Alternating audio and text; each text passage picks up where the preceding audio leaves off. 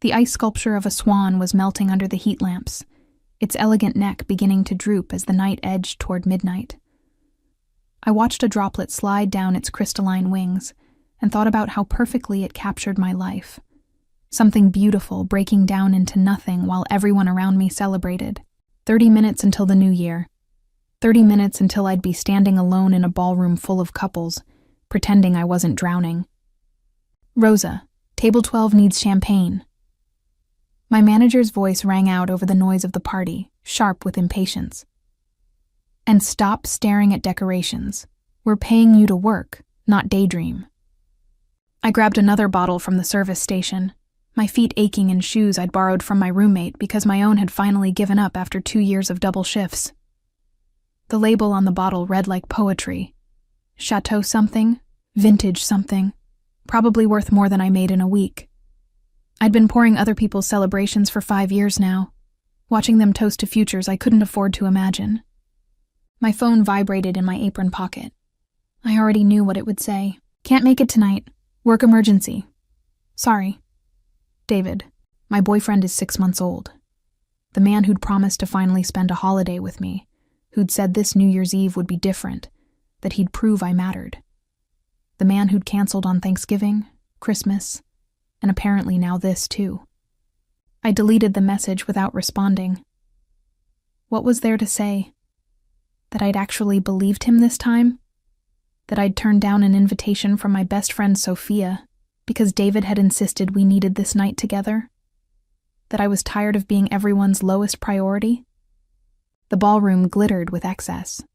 Crystal chandeliers casting rainbow-hued illumination over marble floors, women in gowns that were worth more than my car, men wearing custom-fitted suits discussing deals I'd never understand. I moved through them like an apparition, refilling glasses, removing empty plates, invisible except when someone needed something. Miss. A hand touched my elbow, gentle though firm. A moment. I turned and forgot how to breathe. Carlo Esposito stood less than a foot away, and the photographs I'd seen in newspapers didn't do him justice. Dark hair touched with silver at the temples, a face carved from Carrara marble, eyes the shade of espresso that seemed to look straight through my trained smile. He wore a black suit that probably exceeded the value of my entire year's rent, but it was how he carried himself that made people step aside, as gravity bent differently around him. Everyone in the city knew who Carlo Esposito was, owner of the Esposito Group, which controlled everything from restaurants to real estate to industries nobody discussed in polite company. The newspapers called him a businessman. The gossip called him something else entirely, a man who'd inherited an empire built on blood and had somehow made it even more powerful. Sir? The sound of my voice came out more controlled than I felt. Do you need something? Your name. His accent was nuanced, Italian smoothed by years in America, but still present in the vowels. I've been coming to events at this hotel for 3 years, and I've never asked your name. Heat crept up my neck. Had he noticed me? I'd served him countless times, always careful to remain efficient and unobtrusive, never imagining he'd registered my existence. Rosa Martinez. Rosa? He said it as if he were tasting wine, considering its vintage. Like the flower. Like my grandmother. I shifted the champagne bottle to my other hand, hyper-aware of its weight, the condensation making my palm slip. Did you need more champagne, Mr. Esposito? No. He looked around the ballroom with what seemed like distaste. I need you to tell me why you're crying. My hand sprang to my face before I had a chance to stop it. The tears were there, subtle enough that I'd hoped nobody would notice in the slight glow of the lighting. I'd been so absorbed in keeping a professional demeanor, not letting David's cancellation destroy me, that I hadn't realized I was failing. I'm fine, I said automatically. Just tired. It's been a long night. You're a terrible liar. Carlo's expression eased fractionally, which is actually refreshing. Most people in this room lie as easily as breathing. I should get back to work. I started to turn away, but his hand grasped my elbow again. In 28 minutes, everyone in this room will be kissing someone they care about while toasting to new beginnings. The sound of his voice was quiet, meant only for me. You deserve better than spending that moment serving people who don't see you. Something inside my chest cracked. Maybe it was exhaustion. Perhaps it was 6 months of David's broken promises that finally broke me. Maybe it was this stranger seeing what everyone else missed, that I was sinking in plain sight. What I deserve and what I have are two different things, Mr. Esposito. I gently, professionally pulled my arm free. Thank you for your concern, but I'm fine. Really. I wasn't fine, but fine was all I could afford to be. I made it through the next 15 minutes on autopilot. More champagne, more fake smiles, more invisible labor that kept the celebration flowing. The countdown timer above the bandstand showed 13 minutes until midnight. 13 minutes until couples paired off. And I was by myself, proving once again that I was the kind of woman people left, not kept. Rosa. Sophia came up to me, her server's tray balanced perfectly amid the disorder. I just saw Carlo Esposito staring at you like you're dessert and he's starving. What did I miss? Nothing. He asked my name. That's all. I arranged clean glasses on my tray with more force than necessary. Don't make it into something it's not. Honey, when a man like that asks your name, it's nothing. Sophia had worked at the hotel longer than I had, and had witnessed numerous powerful men parade through these events. He doesn't notice the staff, doesn't engage with anyone he's not doing business with, but he noticed you. Well, he can unnotice me. I lifted my tray and headed back into the fray. I'm not interested in being noticed by men who think money means they can have whatever they want. Except, I was lying again. Because part of me, the part that was tired of David's indifference and my own invisibility, had thrilled at Carlo Esposito's attention, had felt noticed in a way I hadn't sensed for ages. 10 minutes until midnight. The energy in the ballroom was building, anticipation crackling through the atmosphere like electricity before a storm. Couples were gravitating toward each other, claiming positions for the perfect midnight kiss. The band was playing something slow and romantic, and I was very carefully not thinking about how I'd be watching all of this alone. Rosa Martinez. The voice came from behind me, and I didn't need to turn to know who it was. Carlo Esposito had found me again. I have a proposition. I put down my tray on a nearby table before I could drop it. When I turned, he was closer than before, and I could smell his cologne. Something expensive that reminded me of sandalwood and midnight, and things I had no business noticing. I'm working, Mr. Esposito. Carlo. He said it like a correction, gentle though firm. And I'm aware you're working. That's part of my proposition.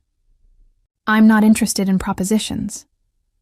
The words came out sharper than intended, sharpened by exhaustion and heartbreak and 5 years of serving men who looked beyond me. Hear me out. He glanced at the countdown clock. 8 minutes. That's all I'm asking for.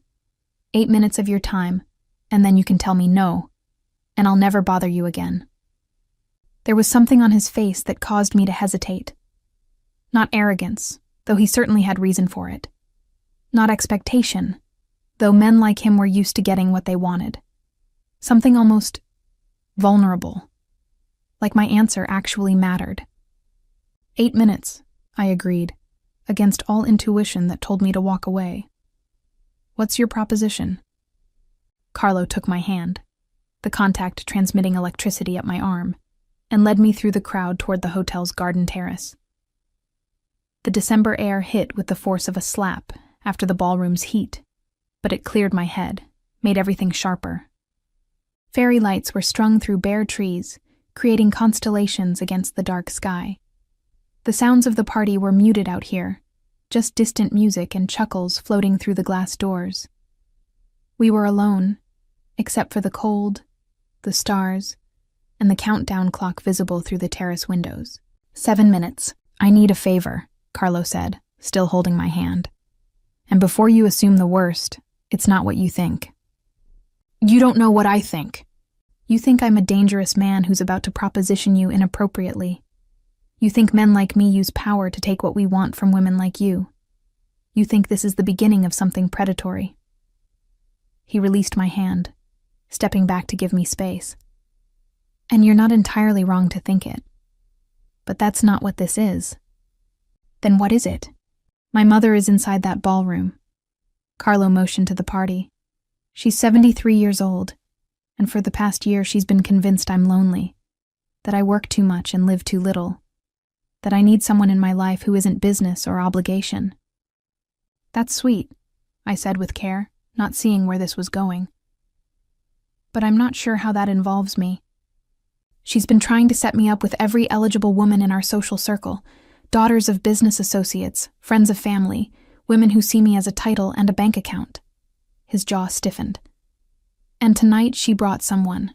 Francesca Lombardi, daughter of a man I'm negotiating a deal with. She's expecting me to spend midnight with Francesca, sealing both a romantic future and a business arrangement." "So spend midnight with Francesca." The words tasted bitter. "Problem solved. Except I don't want Francesca. Don't want any of the women my mother pushes at me because they see opportunity, not person." Carlo moved nearer again, his dark eyes intense. "I want to spend midnight with someone real. Someone who doesn't know my portfolio or care about my connections. Someone who cried during a party because life hurt, not because her stock portfolio dipped." I gasped softly. "You want to use me to make your mother stop matchmaking?" "I want—" He paused, and a subtle emotion passed over his face. "I want one honest moment in a sea of calculated ones. Want to kiss someone at midnight who chose to be there, not because it advances her position, but because she wanted to. And I'm willing to pay you for the privilege. Pay me." The words were flat, emotionless, even as hurt grew in my chest. Of course this was about money, about a transaction, about me being hired to play a role, just like I was hired to pour champagne and smile at strangers. $20,000, Carlo said, as if it were nothing, as if that amount didn't represent nearly half my yearly salary.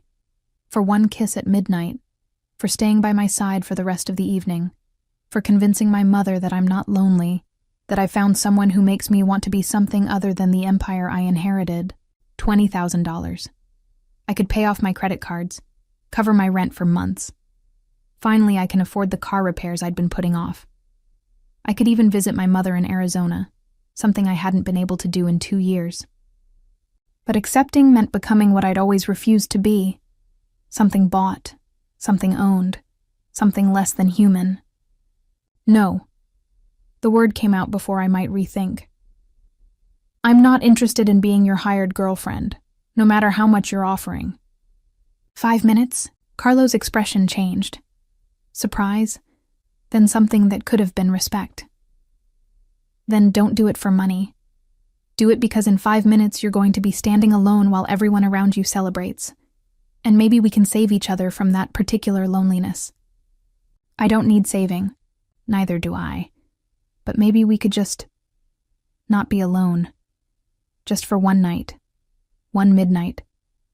One moment where we both get to pretend life is different from what it actually is. His hand extended between us, palm up, an invitation, not a demand. Dance with me, Rosa Martinez. Let me give you a midnight kiss that isn't tainted by a boyfriend who doesn't show up.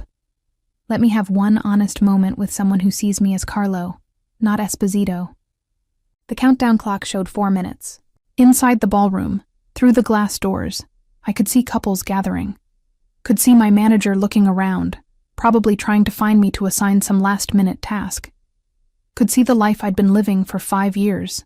Invisible, exhausted, slowly disappearing into other people's celebrations. I thought about David, who'd canceled again. About my empty apartment waiting for me after this work period ended. About waking up tomorrow to the same life, the same struggles, the same steady decline of promise. Or I could take this stranger's hand, could have one moment of something different, could start the new year with a choice that was entirely mine. Not about money or obligation, but about refusing to be alone when someone was offering connection. "No money," I said, my hand finding his. "If I'm doing this, it's not a transaction. It's just two lonely people choosing not to be alone." Carlo's smile transformed his face from intimidating to devastating. "No money, just a dance and a kiss and whatever honesty we can manage." He pulled me close as the band inside struck up something slow. We moved to the terrace while our breath made clouds in the cold air. His hand warm on my lower back, my head fitting perfectly against his shoulder.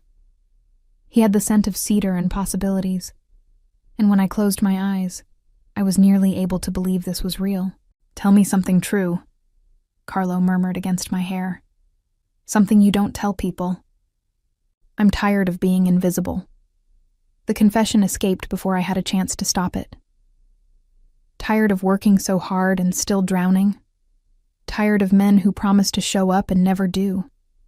Tired of feeling like I'm screaming and nobody hears. "I hear you." His arms gripped around me. "And for what it's worth, you're not invisible. Not to me. Haven't been since the first time I saw you smile at a rude customer with such perfect politeness that everyone knew exactly what you thought of him." I pulled back enough to see his face. "When was that?" 2 years ago. Foundation gala for the children's hospital. Man snapped his fingers at you like you were a dog, and you brought him his drink with a smile that could cut glass." Carlo's thumb glided over my cheekbone. "I thought then that you were the strongest person in the room. Still think it now." 2 minutes. "Your turn," I said, my voice softly just above a whisper. "Tell me something true." "I'm terrified of becoming my father." The words came out rough, scraped raw. He built this empire on violence and fear, and I've spent 15 years trying to transform it into something legitimate. But every time I look in the mirror, I see his eyes. Every time I make a hard decision, I wonder if I'm becoming the man I swore I'd never be. The vulnerability in his voice undid something inside my chest. This wasn't the dangerous Mafia boss from newspaper articles. This was just Carlo, a man afraid of his own legacy, trying to be better than the blood that made him. "You asked me to dance instead of demanding it," I whispered. "You offered to pay, but accepted when I said no. You're worried about becoming your father, which means you're nothing like him. Monsters don't worry about being monstrous." 1 minute. The countdown kicked off inside, voices swelling in anticipation. Carlo pulled me closer, his forehead resting against mine, his breath gentle on my lips. "Rosa," he spoke quietly. "Thank you. For seeing me. For choosing this. For giving me one honest moment in a life that's been nothing but calculated moves and inherited expectations. Thank you for asking," I said quietly. "For noticing me. For making me feel like I'm not invisible." 30 seconds. The crowd inside was chanting now, numbers dropping like pulses. 20, 15, 10. "I'm going to kiss you when the clock strikes 12, Carlo said, his lips so close to mine I could already taste the promise. "And it's going to mean something. Not because I'm paying you or because it's convenient, but because right now, in this moment, you're the only thing in my world that feels real." 5, 4, 3. "Then kiss me, Carlo Esposito. 2, 1, and make it count." Midnight. His mouth found mine as the world ignited in celebration. Fireworks lighting up the sky, horns blaring, champagne corks popping, strangers cheering in the new year. But all of it faded beneath the feeling of Carlo's lips on mine. The way his hand clasped my head as if I were precious. The taste of possibility and risk, and something that seemed dangerously like hope. The kiss was nothing like David's perfunctory pecks. This was consuming, devastating, a promise and a question and an answer all at once. Carlo kissed me like I was oxygen and he'd been suffocating, like I was the answer to a question he'd been asking his entire life. When we finally broke apart, both breathing hard, the fireworks still brightened the sky in gold, silver, and blue. "Well," I managed, my hands fisted in his jacket to keep my knees from giving out. "Happy New Year." "Happy New Year, Rosa." His thumb caressed across my swollen lower lip. "Though I have a confession." "What?" I lied earlier about this being just one night. His dark look maintained mine with a strength that made my stomach butterflies. I don't want just one night. I want breakfast tomorrow. Want to take you to dinner. Want to know everything about you. What makes you laugh? What makes you cry? Why you're wasting your brilliance serving champagne to people who don't deserve you. Carlo, but only if you want it too. He stepped back, giving me space to breathe and think. No pressure, no obligation, no money. Just a man asking a woman if she'd like to see where this goes. Through the glass doors, I could see Sophia giving me an exaggerated thumbs up. Could see my manager looking annoyed that I'd disappeared. Could see Francesca Lombardi scanning the crowd, probably looking for Carlo. And I could see my old life waiting. The double shifts, the broken promises from David, the slow grind of survival that allowed no space for joy. Or I could choose something different. Could take a risk on a man who'd seen me when everyone else looked beyond me. Could start the new year with an opportunity rather than a resignation. Breakfast, I said, the term sensation like jumping off a cliff. Tomorrow, but I'm buying my own coffee. Carlo's giggle was kind and sincere. Fair enough. Though I should warn you, I make excellent coffee. Family recipe, passed down from my grandmother. You might reconsider your independence after you taste it. I'll take my chances. He pulled out his phone, and for an instant, I thought he was going to dismiss me, move on to more important things. Instead, he handed it to me. Your number, so I can pick you up tomorrow, or send you the address if you'd prefer to meet there. Whatever makes you comfortable. I entered my number with shaking hands, a portion of me still not believing this was happening. When I handed the phone back, he immediately called it, my borrowed phone ringing in my apron pocket. Now you have mine, he said, in case you change your mind, or need anything, or just want to talk to someone who thinks you're remarkable. You don't know me well enough to think I'm remarkable. Then let me learn. He took my hand, bringing it to his lips in a gesture that should have felt old-fashioned, but instead felt intimate. Let me discover all the ways you're remarkable, Rosa Martinez, starting tomorrow morning. A throat cleared behind us. Sophia stood in the doorway, trying and failing to hide her grin. Rosa, hate to interrupt, but our shift ended 5 minutes ago and I think our manager might actually explode if you don't come sign out. I'll be right there. I turned back to Carlo, suddenly uncertain. The moment was ending, reality reasserting itself. I should go. You should. But he didn't release my hand. Rosa, thank you. For the dance, for the kiss, for giving me the best midnight I've had in years. It was just a kiss. No. The look on his face was serious, intense. It was a choice. You chose to see me as a human rather than a headline. Chose connection over safety. Chose to believe, even for a moment, that something good might happen. He finally released my hand. That's not just a kiss. That's courage. I fled before I could do something stupid like kiss him again. Sophia grabbed my arm the moment I was through the doors, dragging me toward the service elevator with restrained excitement. Rosa Maria Martinez, you have exactly 60 seconds to tell me what the hell just happened before I die of curiosity. She jabbed the elevator button repeatedly.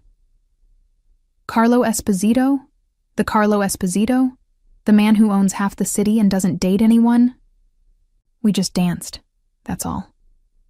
But my fingers touched my lips, still feeling the ghost of his kiss. He needed someone to dance with at midnight, and I was available. Honey, that was not just dancing. That was... Sophia fanned herself dramatically. That was the beginning of something. I could feel the heat from inside the ballroom. Every woman in there was ready to murder you with jealousy. The elevator doors opened, depositing us in the staff area where exhausted servers were signing out, comparing tips, and complaining about difficult customers. My manager waved me over with barely concealed irritation. Martinez, you can't just disappear during an event. I don't care if Carlo Esposito himself asked you to dance. You're on the clock until I say you're not. She pushed a clipboard at me. Sign out. And next time, remember your staff, not a guest. I signed without argument, too tired and too overwhelmed to fight. But as I changed out of my uniform and back into my regular clothes, I kept touching my phone in my pocket. Carlo Esposito's number was in there. He'd asked me to breakfast, had kissed me as if I mattered. And for the first time in years, I felt like maybe I did. Sophia drove me home in her ancient Honda, grilling me the entire way about Carlo's intentions, his reputation, and the rumors about his family business. I answered vaguely, still taking it all in myself. When she finally dropped me at my apartment building, she grabbed my hand. "Be careful," she said, her usual humor gone. "Men like Carlo Esposito are dangerous, not just because of what they do, but because of how they make you feel, like you're special, important, worth their attention. Just protect your heart, okay?" "I barely know him, it's just breakfast." "Honey, that was not a just breakfast kiss." Sophia squeezed my hand. "That was a change-your-life kiss, and I want you to be happy. Just want you to be safe too." I climbed the 3 flights to my apartment, my feet screaming in the borrowed shoes. Inside, the space was dark and cold. I'd turned down the heat before leaving to save money. My phone chimed as I was unlocking the door. "Thank you for tonight. Sleep well. Tomorrow I'll show you the best breakfast spot in the city." Carlo. I gazed at the message for a long moment, then replied, "Tomorrow. I'm still buying my own coffee." His response came immediately. "We'll negotiate. Good night, Rosa." I fell asleep with my phone gripped in my hand, a smile on my face, and hope growing deep inside my chest for the first time in many months. The next morning arrived too early and too bright. I came awake to morning light pouring through the thin curtains, and I immediately panicked about what to wear. Did one dress differently for breakfast with a Mafia boss? Was there an etiquette guide I'd missed? My phone revealed 3 messages. One from Sophia demanding updates. One from David, finally responding to my silence with a half-hearted apology. And one from Carlo, sent at 6:47 a.m. "Good morning. Would you still be interested in breakfast? Please don't feel pressured if you've changed your mind." Carlo. I took a photo of my coffee maker, ancient and temperamental, and sent it back. "Your family recipe can't be worse than this disaster. What time?" 10 a.m. "I'll pick you up. Please send me your address. Or if you'd prefer to meet there, it's Santino's on Mulberry Street." I sent my address before I could overthink it. Then spent the next hour agonizing over clothing choices before settling on denim pants and a plain sweater, the nicest things I owned that didn't scream trying too hard. At 9:55, my phone rang softly. "I'm downstairs. Take your time." I grabbed my coat and headed down, each step feeling like walking toward a cliff edge. What if last night had been champagne and fireworks and midnight magic? What if, in the dawn's glow, he'd realize I was just a server who couldn't even afford decent shoes? Carlo was leaning against a black car, not a limousine, thankfully, just a sedan that was expensive but not ostentatious. He wore dark jeans and a leather jacket, appearing less like a Mafia boss and more like a man who might actually drink coffee at neighborhood diners. "You came," he said, straightening while I drew near. "You sound surprised." "I spent all night convincing myself you'd change your mind. That in daylight, you'd remember I'm Carlo Esposito and decide you'd rather not deal with the complications." He opened the passenger door. "Thank you for proving me wrong." Santino's was a tiny cafe situated between a bookstore and a flower shop, the kind of place tourists never find. Inside, it had the aroma of espresso and fresh bread, and the older man behind the counter greeted Carlo with an affection that recounted years of familiarity. "Carlo, I thought you were too important now for my humble cafe." The man embraced him, then turned sharp eyes on me. "And who is this? Finally you bring a girl. Your mother will be so happy." "Santino, this is Rosa. Rosa, this is Santino Ricci. He taught me everything I know about coffee and nothing I know about subtlety." Carlo guided me to a cozy corner seat, his hand warm on my lower back. "And before he starts interrogating you, I should warn you that everything you say will be reported directly to my mother within the hour. I make no apologies. Santino set down 2 espresso cups without asking what we wanted. Your mother worries. I promised her I would tell her if you ever looked at a woman the way you're looking at this one. Heat engulfed my cheeks, but Carlo just laughed. Then you'll have plenty to report. Rosa, what do you want for breakfast?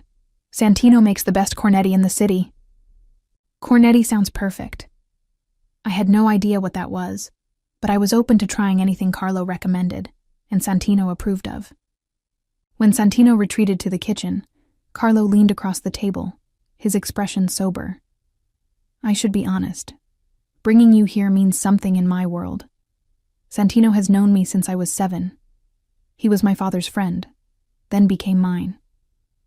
This cafe is one of the few places I can be just Carlo, not Esposito. Are you warning me or trying to scare me away? Neither. Just giving you context.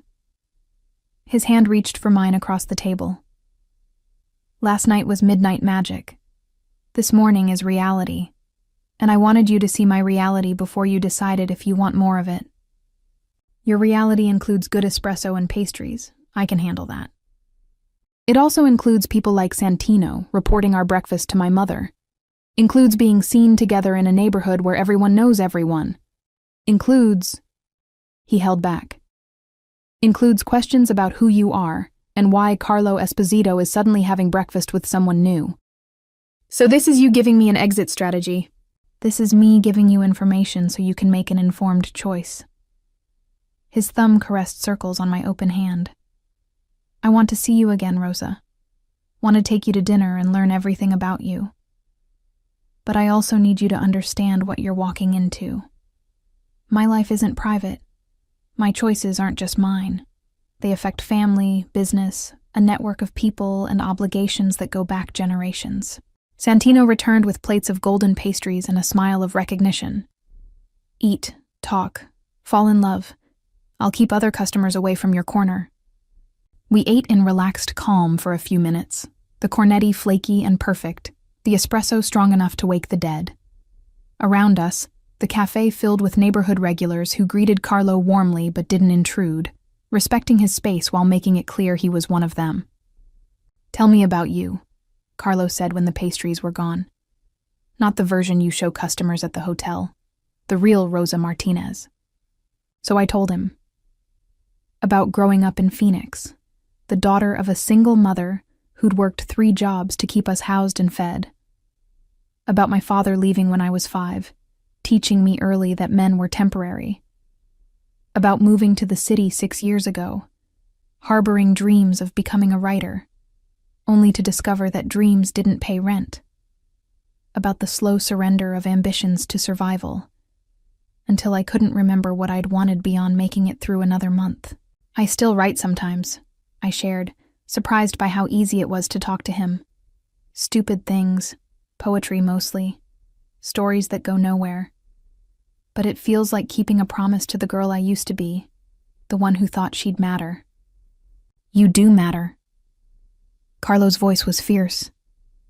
And your writing isn't stupid. What do you write about? Invisible things. Invisible people.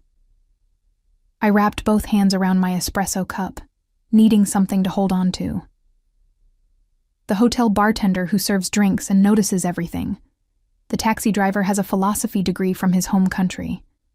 The cleaning woman who speaks 3 languages but pretends not to understand English when guests are rude. People everyone looks past. Write about them. He said it like a command, gentle but absolute. Promise me you'll write about them. That you won't let survival kill the part of you that sees beauty in invisible things. Why do you care? Because I spend my days with people who only see surfaces, who measures worth in portfolios and power, and you see souls. His grip firmed on mine. That's rare, Rosa. That's precious. Don't lose it just because the world makes it hard. We talked for 2 hours, until Santino needed to gently suggest that other customers might want our table. Carlo paid, despite my protests, and walked me back to his car with his hand in mine, the gesture feeling natural now. Right. I want to see you again, he said as we stood next to the passenger door. Dinner tomorrow night. Somewhere nice but not pretentious. Somewhere I can focus on you instead of managing appearances. Carlo. I wavered, needing to say something he might not want to hear. I'm not Francesca Lombardi. I'm not someone who fits into your world. I serve champagne to people like you. I can't afford designer clothes. I don't know the first thing about business negotiations or high society. If you're looking for someone who'll enhance your image, stop.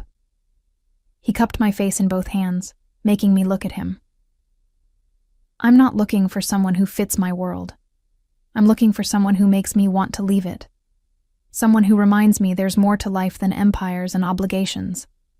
Someone who sees Carlo, not Esposito. His forehead touched mine. That's you, Rosa. You're exactly what I'm looking for, even if you don't believe it yet. This is crazy, we barely know each other.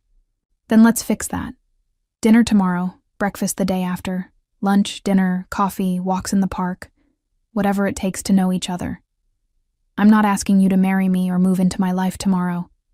I'm just asking for time, for chances, for the possibility that midnight wasn't a fluke. I thought about David, who'd canceled on me repeatedly and never fought for time together. Thought about the years of men who'd made me feel like an obligation instead of a priority. And I thought about Carlo, who was asking, not insisting, not assuming, just asking if I'd give him chances to prove he was different. Dinner tomorrow, I agreed, but somewhere I can afford to split the check. I meant what I said. This isn't a transaction. Noted, though I'm still paying and we can argue about it over expensive wine. His smile was devastating. I'll pick you up at 7. Wear whatever makes you feel beautiful. You could show up in a paper bag and still be the most stunning woman in any room. He drove me home, walked me to my building's entrance, and kissed me goodbye with gentle care, which caused my knees to go weak. While ascending the stairs to my apartment, my phone was already buzzing with messages from Sophia demanding details. However, beneath the thrill and astonishment and lingering taste of Carlo's kiss, there was something else. A small, persistent whisper of warning. Men like Carlo Esposito didn't fall for women like me. And if they did, it came with complications I couldn't begin to imagine. I spent the rest of the day writing. Really writing, not just journaling. I wrote about Santino's cafe, invisible people, and midnight kisses that tasted like promise. I wrote until my hands cramped and my ancient laptop's battery died, words streaming out like they'd been dammed up for years. When my phone rang that evening, I answered without checking the caller ID, expecting Sophia's interrogation. Rosa Martinez? The voice was female, older, with an accent similar to Carlo's, more pronounced. I am Lucia Esposito, Carlo's mother. We need to talk. My blood turned icy cold. Mrs. Esposito, Tomorrow, 2 o'clock. I'm sending you an address. The call ended abruptly before I had a chance to reply. 2 minutes later, a message came from an unknown number. Just an address in a neighborhood I'd never been to, followed by, "Come alone. This conversation is between women." I gazed at my phone, and Carlo's breakfast invitation abruptly seemed much more complicated. His mother wanted to talk, and somehow I suspected it wasn't going to be a friendly welcome to the family. I texted Carlo. "Your mother just called. I would like to meet tomorrow at 2. His response came immediately. "Don't go, I'll handle her. She's your mother. I should at least hear what she has to say. Rosa is going to try to scare you away. It's what she does. Tests anyone who gets close to me. Please don't let her convince you. I'm scared. It's not worth the risk." I read his message 3 times, seeing the softness beneath the words. He was afraid. Afraid his mother would succeed where his own warnings had failed. Scared I'd run. "I'll go, and then I'll decide for myself." His response took longer this time. "You're braver than I am. Could you call me after? Please." I barely slept that night, anxiety and expectation warring in my chest. The next morning, I dressed carefully, not trying to impress, but not wanting to look like I didn't care either. At 1:45, I took the subway to an address that turned out to be an elegant townhouse in a neighborhood where property values made my eyes sting. A woman answered the door before I could knock.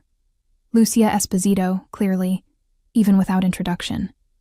She had Carlo's dark eyes and elegant bone structure, her shimmering silver hair styled perfectly, and her dress was probably worth more than my car.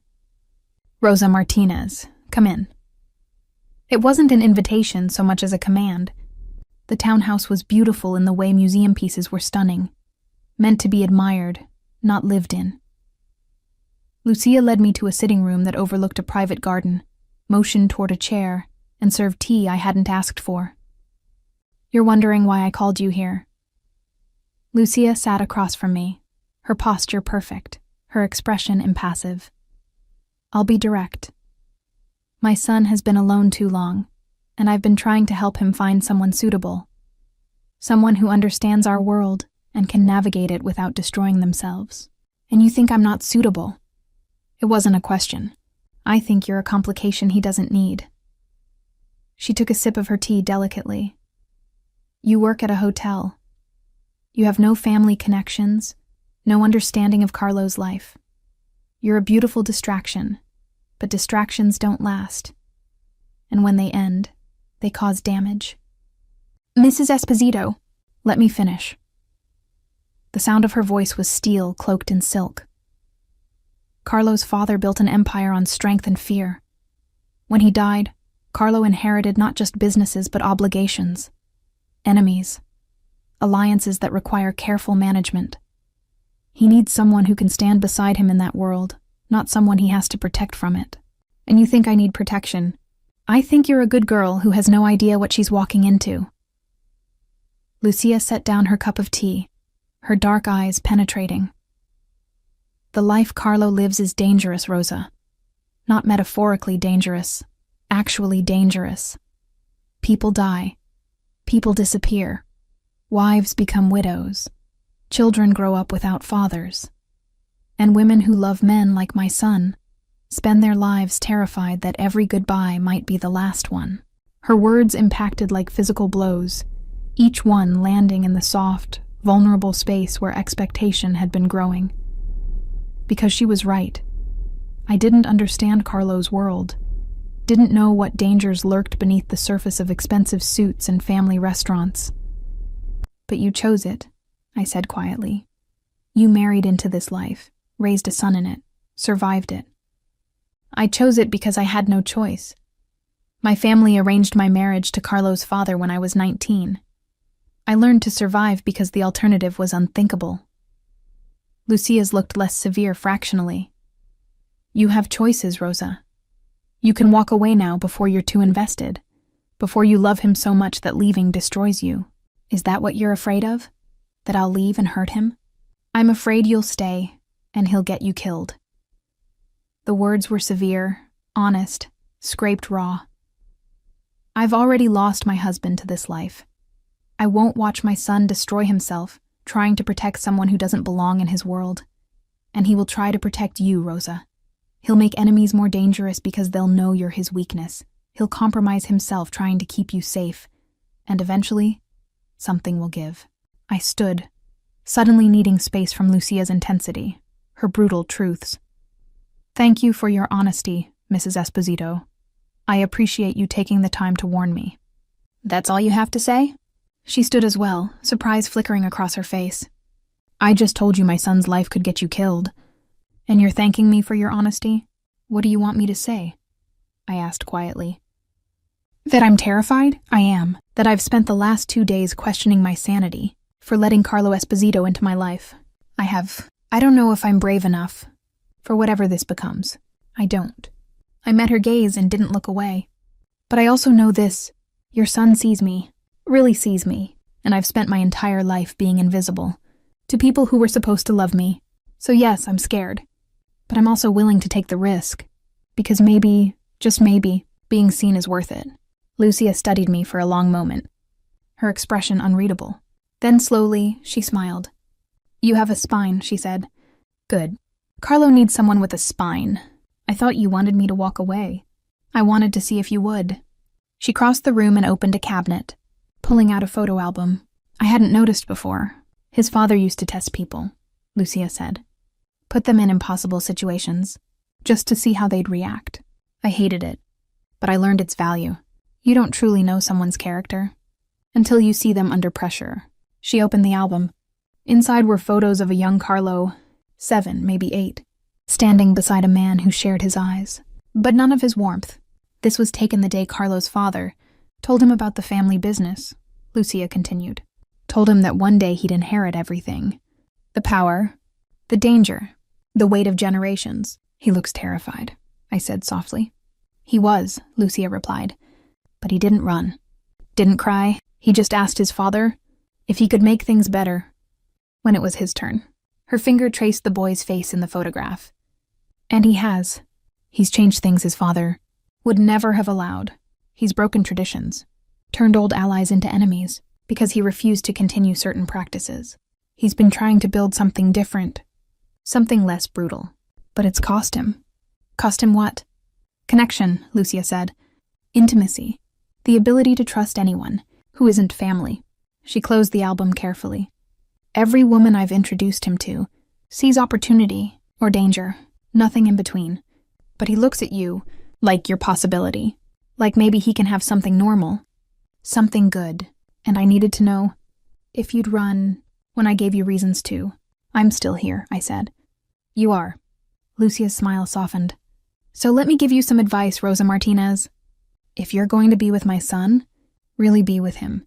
You need to understand 3 things. First, his work will always intrude. There will be late-night calls, canceled plans, moments when you come second to obligations he can't explain. You'll need to accept that, or you'll both be miserable. I swallowed. What's the second thing? You'll never be completely safe.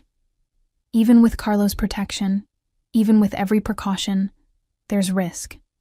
People who want to hurt him will see you as a weapon to use against him. You'll need to be smart, aware, willing to follow security protocols that feel invasive. I nodded, my mouth dry. And the third thing? He will love you with everything he has. Completely. Absolutely. In ways that will terrify you both. My son doesn't do anything halfway. When he commits, it's total. Lucia took both my hands in hers. So the question isn't whether he's worth the risk. The question is whether you're ready for someone to love you that intensely. I thought about David's half-hearted affection, my father's abandonment, and years of being someone's lowest priority. And I thought about Carlo looking at me like I was possibility itself, asking for time to know me, warning me about complications before they arrived. I don't know if I'm ready, I disclosed, but I'd like to try. Good answer. Lucia released my hands. Now go. You have dinner with my son tonight. Wear something nice. He's taking you to Oleodoro, which means he's trying to impress you. And Rosa? When he inevitably tries to order for you, order for yourself. He needs someone who pushes back, not someone who disappears into his preferences. I left the townhouse feeling like I'd survived a hurricane. My phone revealed 5 missed calls from Carlo, and a dozen texts ranging from concern to panic. I called him back. I'm alive. Your mother didn't murder me. Rosa, thank God. I've been losing my mind. What did she say? Are you okay? Do you need me to... Carlo. I cut through his spiral gently. Breathe. I'm fine. Your mother tested me. I apparently passed. And now she's given me fashion advice for tonight. Also, she says I should order my own food instead of letting you do it. His giggle was relieved, almost giddy. She likes you. She only gives advice to people she likes. She told me your life might get me killed. Well, yes, that too. A pause. Are you still coming to dinner? I'd understand if you need time to process, or if you've changed your mind about... 7 o'clock, don't be late. I smiled despite the day's intensity. And Carlo, thank you for not trying to interfere, for letting me handle your mother myself. You're not a problem I need to solve, Rosa. You're a person who gets to make your own choices. His voice was tender, intimate, even when those choices terrify me. Then we're even, because this terrifies me too. Good. Means we're both paying attention. He paused. 7 o'clock. I'll be the one trying not to stare at you like I've forgotten how to function around beautiful women. That night, Carlo took me to Oleodoro, an intimate restaurant where tables were spaced far enough apart for private conversation. He pulled out my chair, served my wine, and then sat back to allow me order my own food, just like his mother had predicted. She called you, didn't she? I said when the waiter left. Your mother. She told you she'd suggested I order for myself. She called to tell me you were brave, stubborn, and exactly what I needed. Carlo's smile was soft. Then she threatened to disown me if I scared you away by being overbearing, which, given that I was already planning to order for you, was timely advice. Why would you order for me? Because in my world, that's what men do. They protect, provide, make decisions to demonstrate capability. He took a sip of wine, grimacing slightly. It's taken me years to realize that protection can become prison if you're not careful. My father controlled everything, including my mother's choices. I'm trying not to repeat his patterns. Over dinner, he told me more about his work, the legitimate businesses that now form the core of his empire, the difficult process of extricating himself from his father's more violent ventures, the enemies he'd made by choosing a different path. He didn't sanitize or justify, just lay out the truth and allow me to decide what to do with it. There's a man named Viktor Kozlov, Carlo said over dessert. My father did business with him for years. Trafficking, mostly. Drugs, weapons, occasionally people. When I took over, I ended the partnership. Refused to continue those operations. Viktor has been trying to change my mind for 5 years now. How does someone change your mind about human trafficking? They don't. But they do make life difficult. Business complications, legal troubles, attempts to sabotage my legitimate operations. His look turned grim. And occasionally, they target people close to me. Family, friends, anyone they think might be leverage. So by being with you, I become leverage. Yes. No hesitation, no false comfort. Which is why I need you to understand what you're walking into. I can provide security, resources, protection, but I can't guarantee absolute safety. Can't promise that dating me won't come with risks. Your mother said something similar, that wives become widows, children grow up without fathers. I put down my fork, appetite gone. Is that what I'm signing up for? A life spent terrified? I hope not. I'm trying to build something different, less violent, more sustainable. Carlo reached across the table for my hand. But I also can't lie and say the danger is imaginary. My world is real, Rosa. The threats are real. And if we do this, if we really try to build something together, you need to go in with open eyes. So you're giving me another chance to run. I'm giving you information so you can make informed choices, always. His thumb caressed patterns on the palm of my hand. And if you decide this is too much, too dangerous, too complicated, I'll understand. I'll hate it, but I'll understand. I thought about Lucia's warnings, the photos of young Carlo inheriting violence, and the choice between safety and connection. And I thought about how Carlo had asked instead of demanded, warned instead of minimizing, and given me the truth instead of comfortable lies. I'm not running, I uttered at last. Not yet, but I need you to promise me something. Anything. Promise me you'll keep being honest. That you won't try to shield me from truths because you think I can't handle them. That if this gets more dangerous, you'll tell me instead of just adding security and hoping I don't notice. I squeezed his hand. I can handle danger if I know it's coming. What I can't handle is being kept in the dark and treated like something fragile. I promise, complete honesty, even when it's ugly, even when I'd rather protect you from it. Carlo raised my hand to his lips. You're stronger than I am, Rosa Martinez. I think you could handle anything. We finished dinner, talking about safer things, books we'd read, places we wanted to travel, the restaurant Sophia had been begging me to try.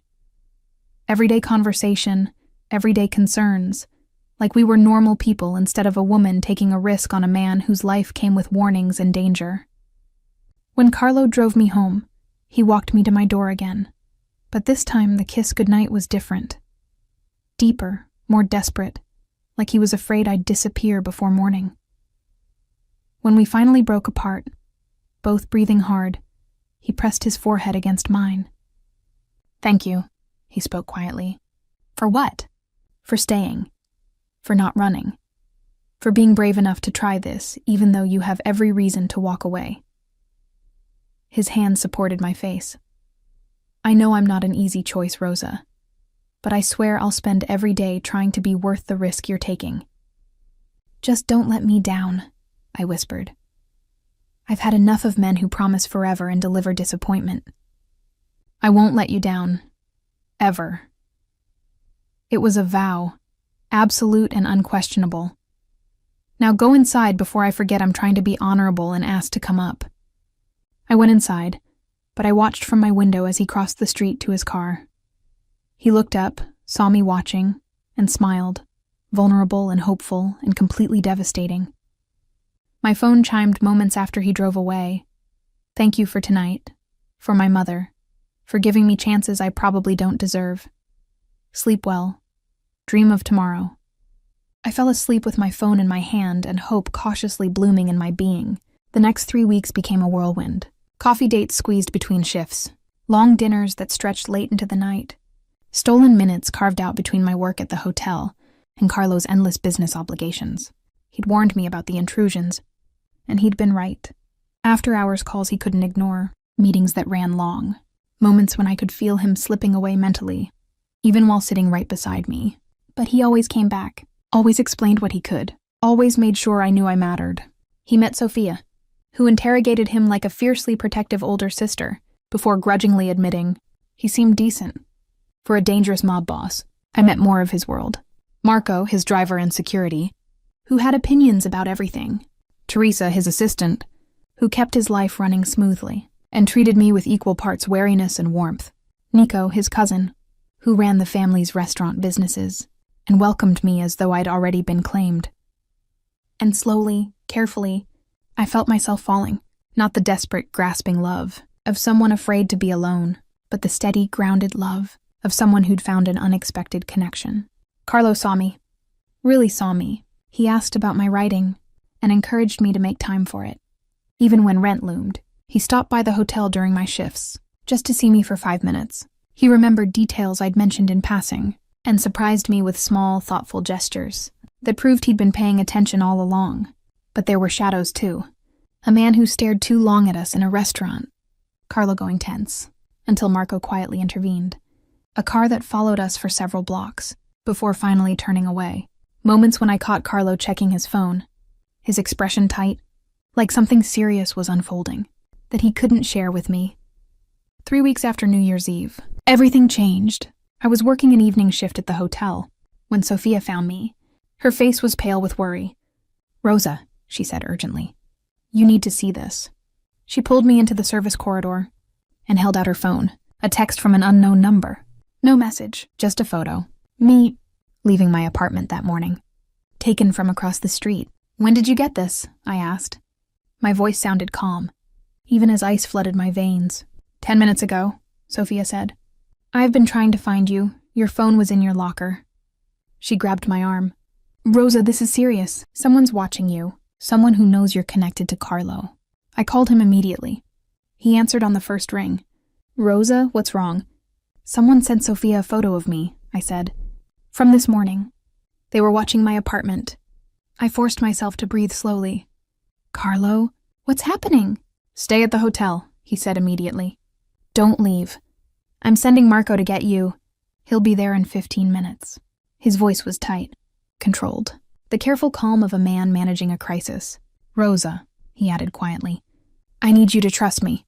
Whatever happens next, trust that I'm handling it. What's happening next? I'm taking you somewhere safe, somewhere you can stay until I deal with this." A pause. "I'm sorry. I thought I had more time before Victor made a move." Victor Kozlov, the man Carlo had cut ties with, who'd been making life difficult for 5 years. The man who apparently saw me as leverage.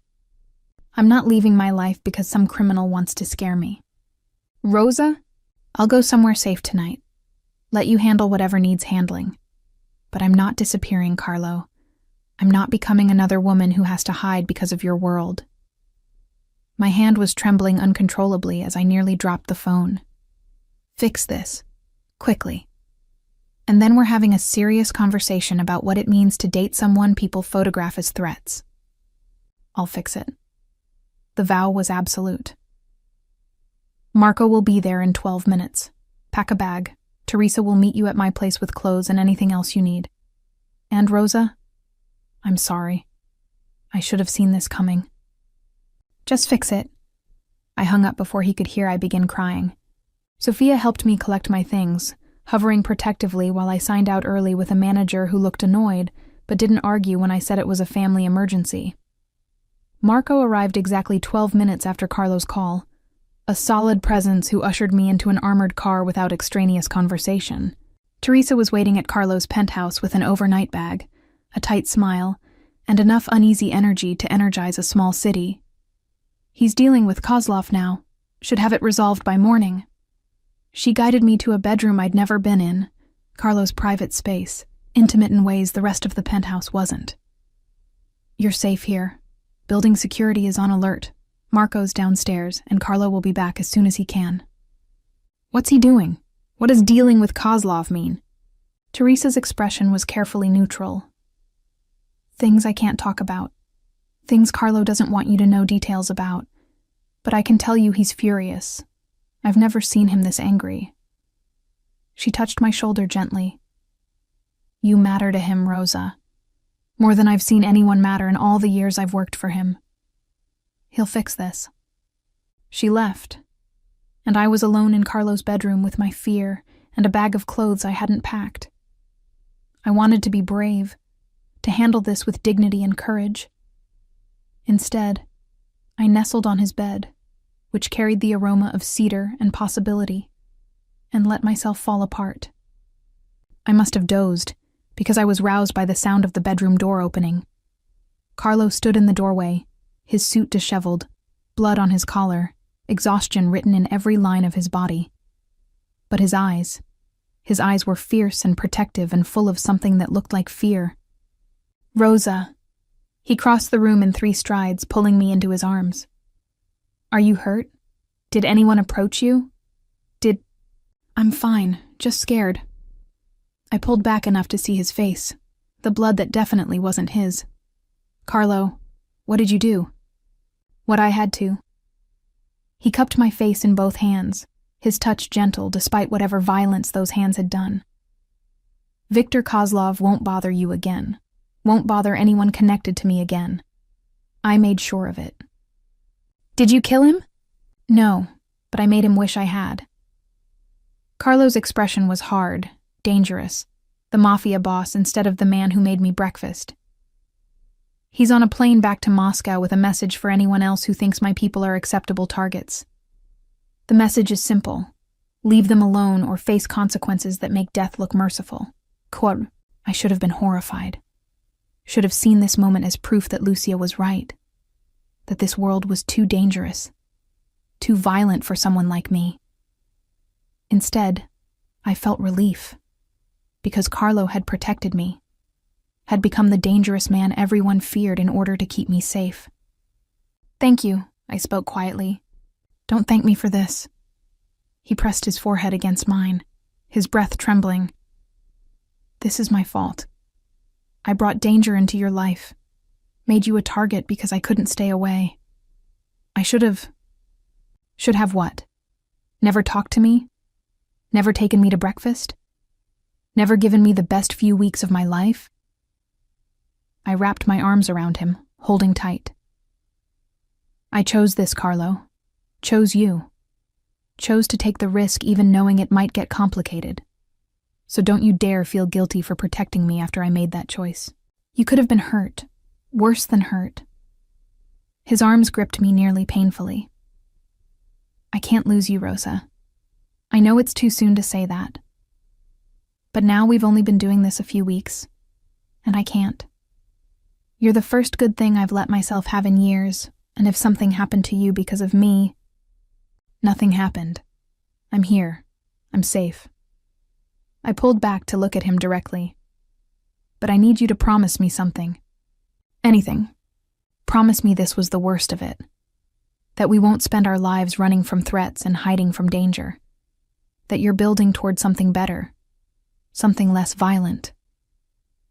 I touched the blood on his collar, apparently from someone who'd crossed him. I can handle occasional crises, but I can't handle a lifetime of fear. I promise I'm trying. Every day I'm trying to build something different, something sustainable, something that doesn't require violence to maintain. He kissed my forehead, my cheeks, finally my lips, desperate and grateful and brimming with hope. But I also can't promise there won't be occasional crises, can't guarantee perfect safety. All I can promise is that I'll protect you with everything I have, and I'll keep working toward a future where protection isn't constantly necessary. Then that's enough. I kissed him back, tasting desperation and relief and the salt of tears I hadn't realized I was crying. For now, that's enough. We fell asleep, tangled together, his arms holding me as if he was afraid I'd disappear if he let go. And maybe I should have been afraid too. Afraid of the blood on his collar, afraid of the violence he'd done, afraid of a future that came with threats and danger and occasional crisis. But lying in Carlo Esposito's arms, feeling safer than I'd sensed in ages despite everything that had happened, I realized something important. Love wasn't about discovering someone perfect. It involved discovering someone worth fighting for, worth taking risks for, worth choosing even when they came with complications. And Carlo, dangerous, protective, vulnerable Carlo, was worth it. The next morning, we had breakfast in bed, pastries from Santino's that Teresa had carefully arranged for delivery. We talked about upcoming plans, safety procedures I'd need to follow, and how to balance normal life with occasional abnormal situations. I want you to move in with me, Carlo said, setting down his coffee. Not because I'm trying to control you, but because this place has better security than your apartment. Because I'll sleep better knowing you're protected. Because... He took my hand. Because I want to wake up with you every morning, want to build something together that feels like home instead of just expensive space. That's a big step. It is. And if you're not ready, I'll wait. I'll increase security at your apartment, make sure you're protected, and give you all the time you need. His thumb caressed circles on my open hand. But I'm asking anyway, because almost losing you last night made me realize I don't want to waste time. Don't want to be careful and measured when I could be building a life with you. I thought about my humble apartment with its leaky faucet and thin walls. Thought about years of struggling alone, making myself small, accepting less than I deserved. And I thought about Carlo, who'd seen me when everyone else looked past, who'd protected me with intense devotion, who wanted to build something together instead of keeping me separate from his life. Yes. The word came out certain, clear, unafraid. I'll move in with you, but I'm keeping my writing space. I need somewhere that's just mine, even if everything else is ours. Carlo's smile was pure joy. Deal. We'll set up the guest room as your study. Books, desk, whatever you need. Your space, your rules. He pulled me into his lap, holding me close. Thank you. For staying. For not running. For being brave enough to choose this even after last night showed you exactly how complicated it gets. Thank you for making me worth choosing, I said against his shoulder. For seeing me. For proving that not all men leave when things get hard.